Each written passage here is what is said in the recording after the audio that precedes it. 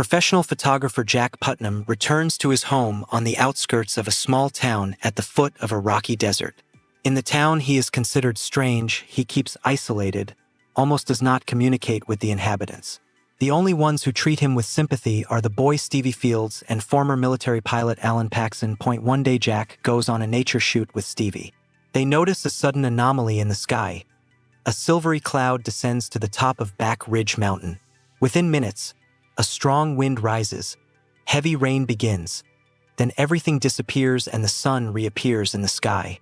Jack manages to take pictures of what is happening. They do not realize that they have witnessed the fall of an alien ship, parts of which are scattered across the desert in the form of blue quartz shards. A strange hill appears on top of the mountain. Over the next few days, strange things begin to happen. People who have traveled to Back Ridge return with an absent look, act unnaturally, and speak in short, monotone voices. Some townspeople disappear for a few hours, then return the same way. They start collecting blue stones without explaining why. At first, no one pays it any mind. Among the first to encounter the anomaly is Roy Minter, a man who lives in the steppe area outside of town. He walks up to the newly formed hill, disappears, and then returns. His behavior becomes strange and mechanical. He begins to go out into the desert on a regular basis and collect quartz stones, putting them in bags. Stevie and his mother Ellen Fields then disappear. They are found later in different parts of the town, their actions resembling Roy's behavior. They too collect blue stones, do not talk to others, act according to some internal algorithm. Ellen, previously friendly, no longer recognizes her neighbors. The town begins to be affected by an invisible barrier. A wall of heat appears around it, with temperatures reaching 60 degrees. People cannot leave the city. Any attempts to cross the barrier end with overheating of equipment and severe burns. At the same time, water from wells and springs disappears in the city. Electricity and telephone communications are cut off. A small group of residents begin to realize that all events are connected to the appearance of the hill. Jack studies his photographs taken on the day of the anomaly and notices the unnatural distortion of light, the shape of the cloud, and the moment it touched the ground. He concludes that the object was not a cloud, but a shipwreck. Meanwhile, the number of human duplicates increases. Their behavior remains unemotional and uniform.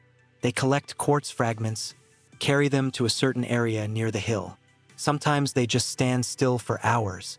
The residents, noticing the strangeness, begin to suspect that these men are not who they used to be. A group of men organize a collection of explosives. They plan to blow up the hill, believing it to be the source of all problems. Jack, learning of this, begins to search for a way to communicate with the beings responsible for what is happening.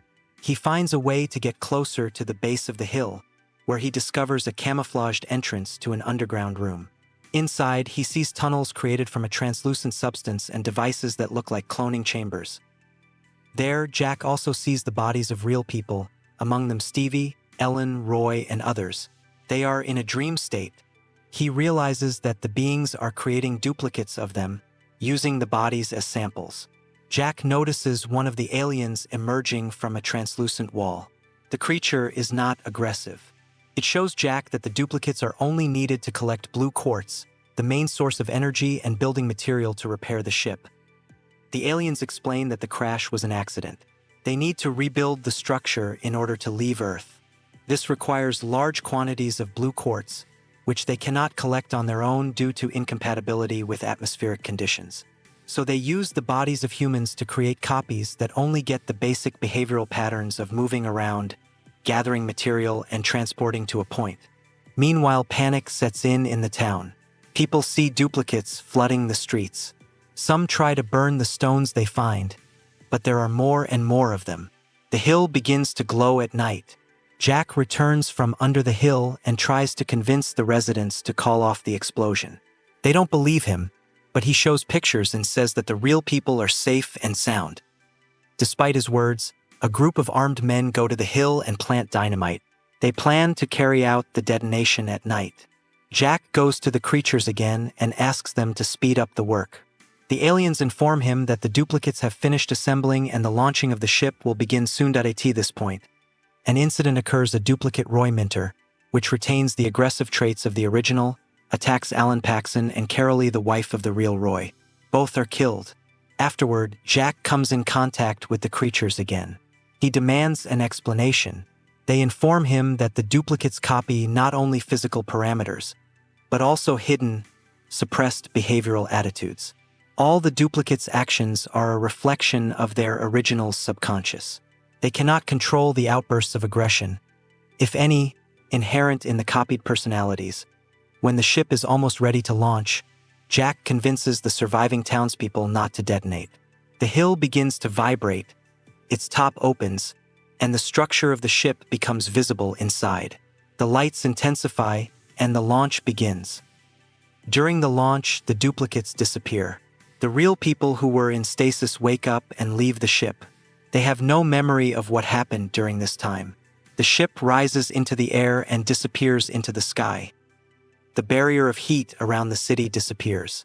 Water returns to the springs. Electricity and communications are restored. Jack collects all his photos, duplicates, and hides the originals.